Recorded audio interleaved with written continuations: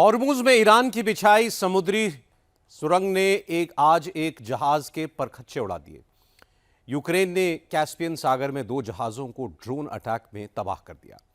Middle east का महायुद्ध अब कैस्पियन सागर के रास्ते रूस यूक्रेन युद्ध से जुड़ गया है। ज़ेलेंस्की अपने युद्ध को मिडिल ईस्ट तक ले आए। ईरान अपना युद्ध नेटो के 26 देशों तक ले जाने की कोशिश कर रहा है। दुनिया में युद्ध के 2 मोर्चे बन चुके हैं। एक में पुतिन, मुज्तबा, हाउती और किम जोंग उन हैं, तो दूसरे में ट्रंप, ज़ेलेंस्की और खाड़ी के 6 मुस्लिम देश। क्या 4 महायुद्ध अब एक साथ लड़े जाएंगे? पूरी डिटेल इस रिपोर्ट में देखिए।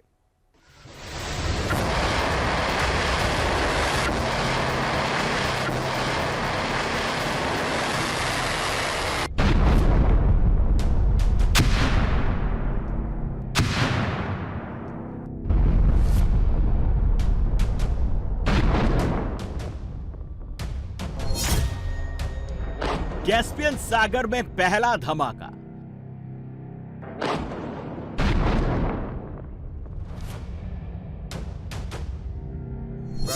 कैस्पियन सागर में दूसरा धमाका।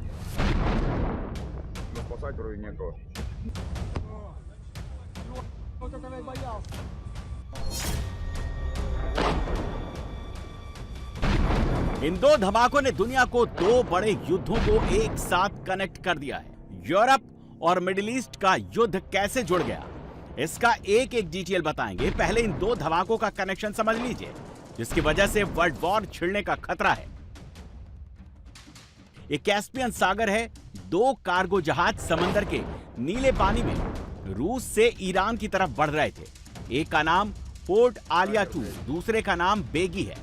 दोनों पर रूसी झंडा लगा हुआ है। अचानक आसमान से ड्रोन आते हैं और दोनों जहाजों से टकराकर फट जाते हैं। मतलब कामिकेजे ड्रोन रूस से ईरान जा रहे दोनों जहाजों पर हमला कर देते हैं। जोरदार धमाका होता है और दोनों जहाज धू धू कर जलने लगते हैं।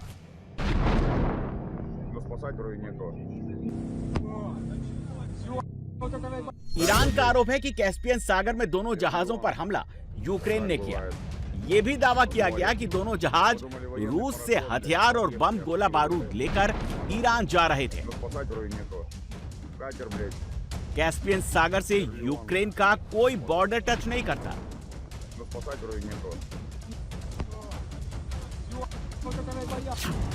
इसके एक तरफ रूस, जॉर्जिया, अजरबैजान, आर्मीनिया और ईरान है। दूसरी तरफ कजाकिस्तान और तुर्कमेनिस्तान है। ईरान को छोड़कर ज्यादातर देश पूर्व सोवियत संघ का हिस्सा रहे हैं। कैस्पियन सागर से यूक्रेन का बॉर्डर 1500 किलोमीटर दूर है। यूक्रेन के ड्रोन को ईरानी तट के पास हमला करने के लिए रूस, जॉर्जिया, अजरबैजान जैसे कम से कम 3 देशों की हवाई सीमा को पार करना पड़ेगा। फिर रूस से ईरान बम गोला बारूद लेकर जा रहे जहाज को समंदर में डुबोने के लिए ज़ेलेंस्की ने हमला क्यों कराया?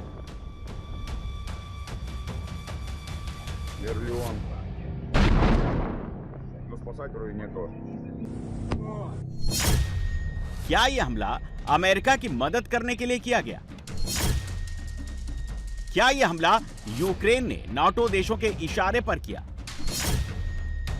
क्या इस हमले से ज़ेलेंस्की दोनों युद्ध जोड़ने में सफल हो गया?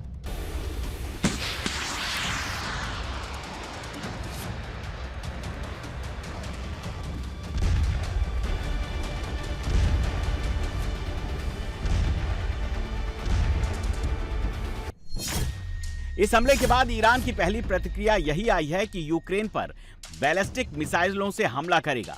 वो रूस से ईरान आ रहे कार्गो जहाज पर हमले का बदला लेगा। ईरान ने अगर इस मोर्चे को खोला, यूक्रेन पर गलती से भी बैलिस्टिक मिसाइलें चला दी, तो युद्ध को विश्व युद्ध में बदलते देर नहीं लगेगी।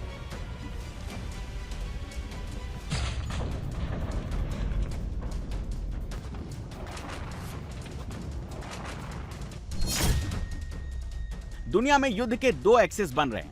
एक एक्सिस में नाटो के 26 मुल्क हैं, उनके साथ यूक्रेन, अमेरिका और मिडिल ईस्ट के वो मुस्लिम मुल्क हैं जो युद्ध में ईरान के खिलाफ हैं। दूसरे एक्सिस में रूस, ईरान और नॉर्थ कोरिया है। चीन फिलहाल न्यूट्रल रहेगा। लेकिन अंदर ही अंदर दूसरे एक्सिस को सपोर्ट करेगा। 2 एक्सिस बनने से युद्ध 38 मुल्कों तक फैल जाएगा। रिपोर्ट के मुताबिक ईरान चाहता है कि अमेरिका के साथ लगे हाथ नाटो को भी निपटा लिया जाए। ईरान ने यूनाइटेड किंगडम को भी बैलिस्टिक मिसाइल से तबाह करने की धमकी दी है।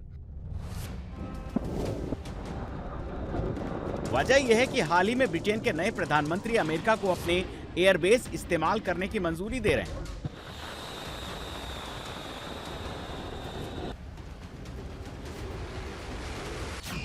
अमेरिका के घातक B-1 बॉम्बर लांसर ने ब्रिटेन के RAF फेयरफोर्ड बेस से उड़ान भरकर ईरान पर 2000 पाउंड के भारी भरकम बम गिराए हैं।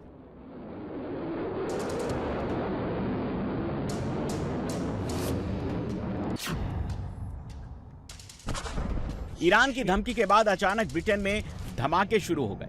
आसमान में शोले उठने लगे। बम धमाके के बाद धुएं के बादल दिखने लगे। ब्रिटेन ने अब तक इन हमलों के लिए डायरेक्ट ईरान को जिम्मेदार नहीं ठहराया है, लेकिन जिस तरह से ब्रिटेन ने रिएक्शन दिया है कि वो अपने देश की सुरक्षा के लिए किसी भी हद तक जाने को तैयार हैं, उससे ईरान और ब्रिटेन में तलवार तो खींच ही गई है। ब्रिटेन के एयरबेस मिलने से अमेरिका के B-1 बॉम्बर हॉर्मुज से कैस्पियन सागर के किनारे तक भारी बमबारी कर रहे हैं। ईरान में रात भर तबाही मचाने के बाद वो तड़के ही वापस ब्रिटेन के एयरबेस लौट जाते हैं।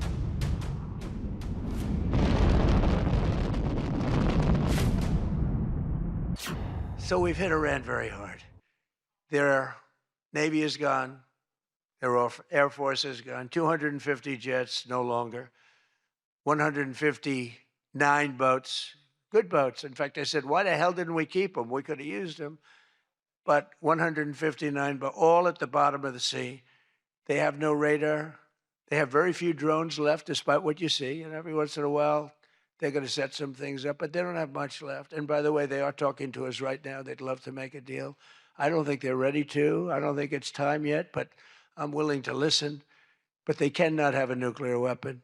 We don't want to see Washington, D.C., or any of our cities, or Israel, or frankly, the Middle East, destroyed with a nuclear weapon, because I know the power of nuclear weapons. I see it. Middle east में लड़ाई अब सिर्फ Iran America के बीच नहीं रह गई है।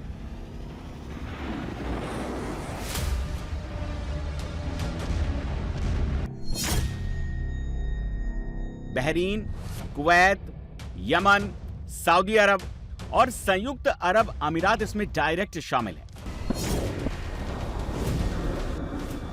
खुफिया रिपोर्ट के मुताबिक सेकेंड राउंड में ईरान पर बहरीन, कुवैत और अमेरिका ने कोऑर्डिनेशन बनाकर हमले किए हैं। यूएई ने उन्हें खुफिया और सैन्य सपोर्ट दिया है।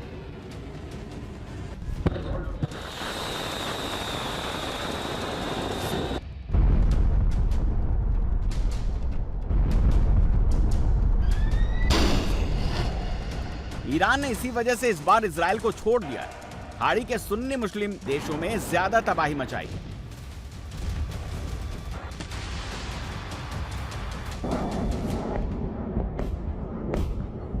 ईरान ने दूसरे राउंड में 13 दिन में बहरीन पर 25 से ज्यादा हमले किए। यहां अमेरिका की 5th फ्लीट के हेडक्वार्टर को निशाना बनाया, पैट्रियट एयर डिफेंस और रडार सिस्टम को तबाह करने का दावा किया। बहरीन में अमेजन को डेटा सेंटर की सैटेलाइट तस्वीरों से पता चला कि ईरान का मिसाइल और ड्रोन अटैक बहुत सटीक था। डेटा सेंटर में कई जगह काले निशान पड़े हैं जो ड्रोन और मिसाइल हमलों के बाद लगी आग की वजह से बने। ईरान ने कुवैत और कतर पर भी 13 दिन में दर्जनों मिसाइलें और ड्रोन दागे। वहां भी अमेरिकी अड्डों को भारी नुकसान पहुंचाया है।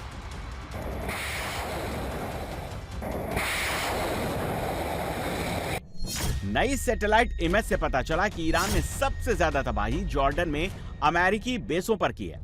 जॉर्डन के King Faisal airbase, salty airbase में बहुत ज्यादा नुकसान अमेरिका को उठाना पड़ा। फाइटर जेट और ड्रोन के कई हैंगर पर अचूक निशाने के साथ ईरान ने प्रहार किया है। कुवैत के अली अल सलेम एयरबेस पर भी प्रिसिजन स्ट्राइक के साथ मिसाइलें गिराई। पेंटागन की खुफिया रिपोर्ट में दावा किया गया, मिडिल ईस्ट में अमेरिकी अड्डों पर सटीक हमलों के पीछे रूस का सैटेलाइट तंत्र काम कर रहा है। ईरान को रूस अमेरिकी बेसों की सटीक लोकेशन दे रहा है। अमेरिका के रक्षा मंत्री पीट हेग्सेथ ने इस रिपोर्ट को सही बताया है। हालांकि ट्रंप इस रिपोर्ट को लेकर सशंकित है। उनका मानना है कि रूस, चीन ऐसा करके अमेरिका से सीधा पंगा नहीं लेंगे।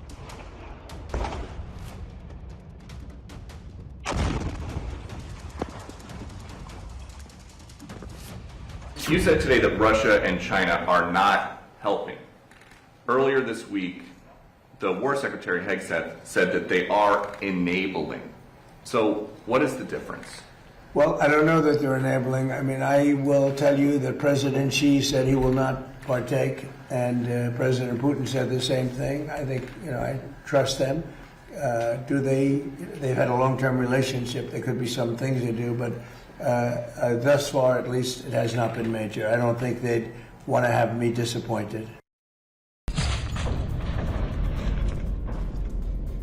ट्रंप ने मिडिल ईस्ट के युद्ध में एक बार फिर यू टर्न लिया है। ट्रंप ने अमेरिकी सेना को ईरान पर हमला रोकने का आदेश दिया। उसके बाद ईरान ने भी हमले रोक दिए।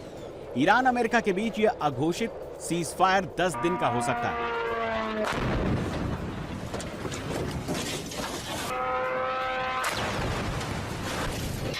इसे ट्रंप का सरेंडर माना जा रहा है। इस सरेंडर की असली वजह इंटरसेप्टर मिसाइलों की कमी है। रिपोर्ट के मुताबिक अमेरिका के पास पैट्रियट और थर्ड एयर डिफेंस में लगने वाली इंटरसेप्टर मिसाइलों की भारी कमी हो गई है। ट्रंप को इसीलिए मजबूरी में पॉज लेना पड़ा है।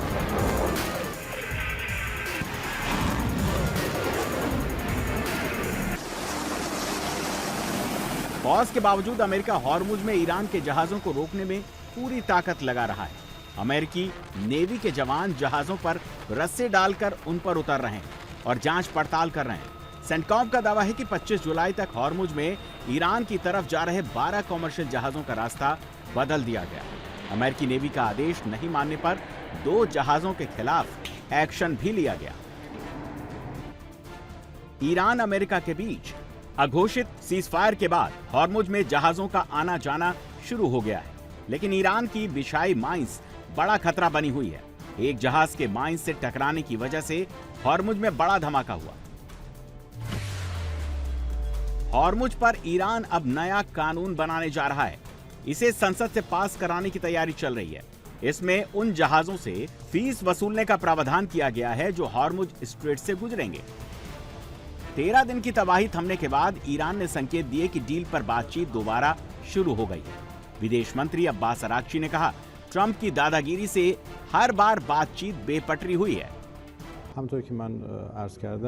जैसा कि मैंने पहले भी कहा है कि अभी अमेरिका और ईरान के बीच मध्यस्थता को लेकर कोई समस्या नहीं है। मध्यस्थ मौजूद है, संदेशों का आदान प्रदान हो रहा है, दोनों पक्षों की बातें एक दूसरे तक पहुंचाई जा रही हैं। असली समस्या अमेरिका का रवैया है, जो अब भी धौंस जमाने और दबाव डालने वाला है। ईरान ने ये दिखा दिया है कि हम धमकियों से नहीं डरते हैं। हम न तो दबाव के आगे झुकेंगे और न ही किसी भी तरह की अस्वीकार्य भाषा को बर्दाश्त करेंगे। हमारी एक सैद्धांतिक नीति है और हम उस पर आगे बढ़ते रहेंगे। ईरानी लोगों के हितों की रक्षा करना, उनके अधिकारों को सुरक्षित रखना, हॉर्मुज स्ट्रेट और फारस की खाड़ी में ईरान के अधिकारों की रक्षा करना हमारे बुनियादी सिद्धांतों और लक्ष्यों में शामिल हैं। हम इन्हें पूरा करने की दिशा में काम करते रहेंगे। हम किसी से नहीं डरते और किसी भी धमकी के सामने पीछे नहीं हटेंगे। हॉर्मुज में शांति लौट रही है तो बाब अल मंदेब स्ट्रेट में ताबड़तोड़ गोलियां चल रही हैं।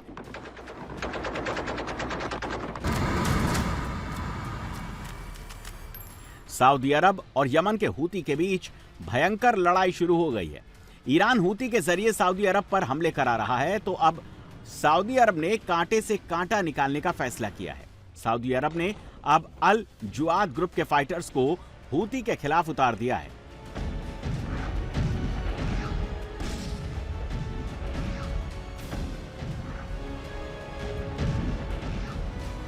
हूती भी सऊदी अरब के शहरों पर ताबड़तोड़ हमले कर रहे हैं। ये सऊदी अरब का जेजान सिटी है। चारों तरफ आग ही आग दिखाई दे रही है। ईरान के लिए काम करने वाले यमन के हूती ने सऊदी अरब की सबसे बड़ी तेल कंपनी अरामको पर बैलिस्टिक मिसाइलों से हमला किया है। रिपोर्ट के मुताबिक जेजान सिटी में अरामको की फैसिलिटी पर 3 बैलिस्टिक मिसाइलें दागी गईं। कुछ रिपोर्ट्स में दावा किया गया कि हूतियों ने बैलिस्टिक मिसाइलों के साथ साथ आत्मघाती ड्रोन से भी हमले किए हैं। ये मिसाइल और ड्रोन हमले कितने विध्वंसक है, इसका अंदाजा सऊदी अरब के जेजान सिटी में उठते धुएं के 3 बड़े कॉलम से समझ सकते हैं। मतलब अरामको की कम से कम 3 फैसिलिटी को बड़ा नुकसान पहुंचा है। युद्ध में पहली बार सऊदी अरब की जेजान सिटी को निशाना बनाया गया। शहर के तमाम हिस्सों में हूतियों ने तबाही मचाई है।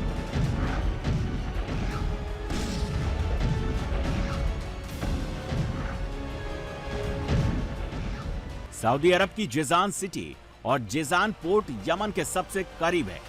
उसके बाद जेद्दाह और यानूब शहर और पोर्ट है। सऊदी अरब के तीनों शहर लाल सागर के किनारे बसे हैं। सऊदी के तेल व्यापार के बड़े केंद्र हैं। सऊदी अरब के जिजान शहर पर रात अंधेरे हूतियों ने हमला बोला। जिजान के आसमान पर अचानक अंधेरे को चीरती हुई मिसाइलें और आत्मघाती ड्रोन दिखाई दिए। सऊदी अरब का एयर डिफेंस सिस्टम जब तक एक्टिव होता, शहर में धमाके शुरू हो गए। आग के गोलों से कोहराम मच गया।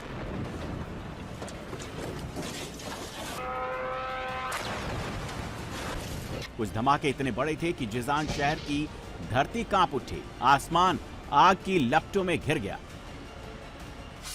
हूतियों ने लाल सागर में सऊदी अरब को एक और तगड़ी चोट दी है। उसके तीसरे जहाज को उड़ा दिया गया, जो एशिया में तेल की डिलीवरी देकर वापस सऊदी अरब लौट रहा था। इस बड़े तेल जहाज का नाम मासा है। हूती फाइटर्स ने 72 घंटे पहले सऊदी अरब के 2 और तेल जहाजों पर हमले किए थे। ये दोनों जहाज एंसेलिया और लायला यानबू पोर्ट से तेल लोड कर लाल सागर होते हुए बाब अल मंदेब की खाड़ी की तरफ बढ़ रहे थे। दोनों जहाजों पर बैलिस्टिक और क्रूज मिसाइल से हमला किया गया। एक जहाज में आग लग गई। दोनों जहाजों को सऊदी ने वापस बुलाया और स्वेज नहर के रास्ते दोबारा रवाना किया।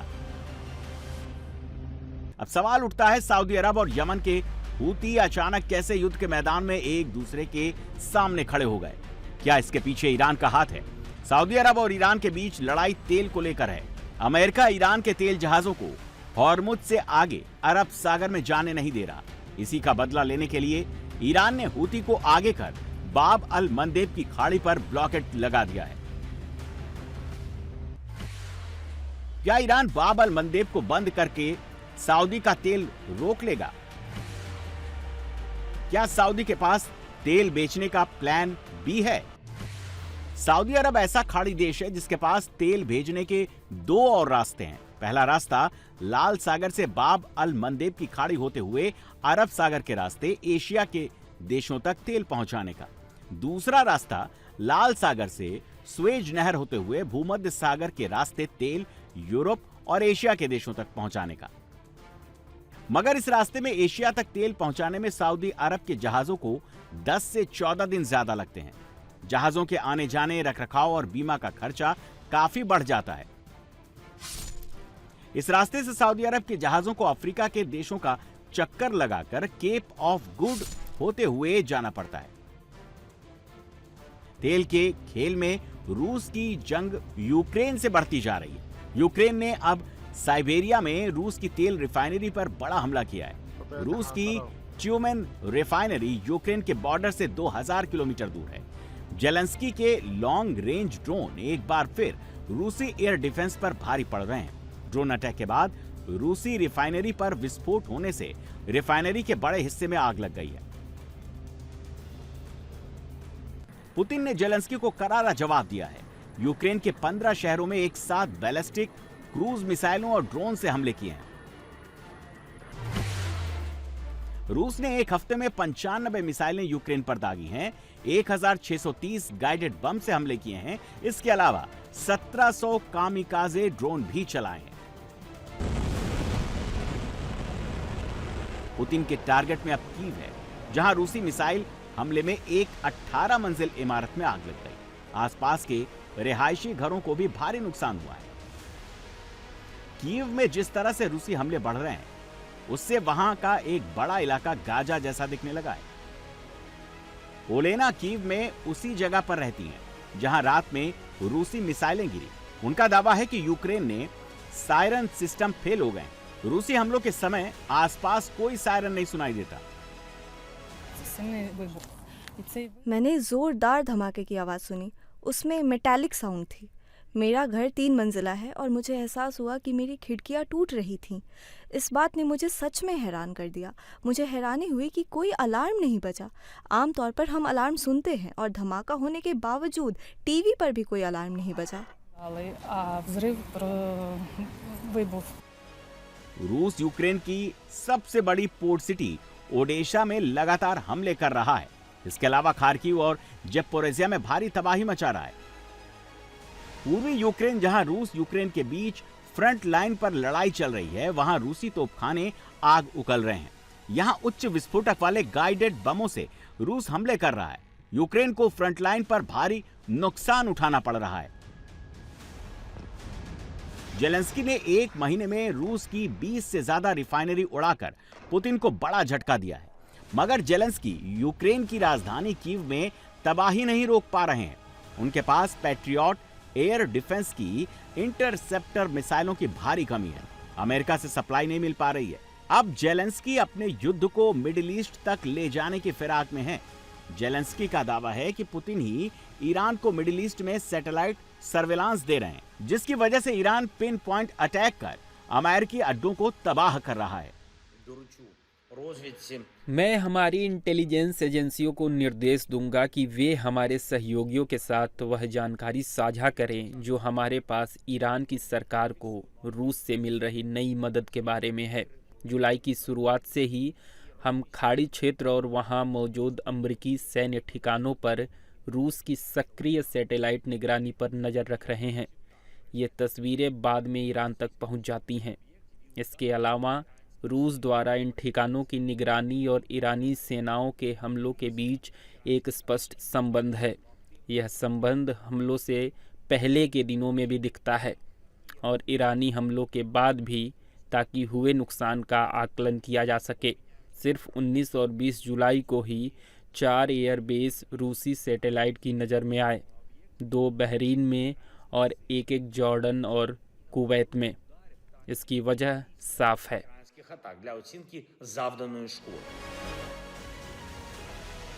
युद्ध रोमानिया तक पहुंच गया है। रोमानिया के राष्ट्रपति ने आरोप लगाया कि शाहिद कामिकाजे ड्रोन लगातार रोमानिया के एयर स्पेस में आ रहे हैं। ऐसे 3 ड्रोन देखे गए जिन्हें F-16 फाइटर जेट ने मार गिराया। 2 युद्ध का जिस तरह विस्तार हो रहा है वो विश्व को तेजी से अपनी चपेट में ले रहा है। तीसरे विश्व युद्ध का खतरा बढ़ता जा रहा है।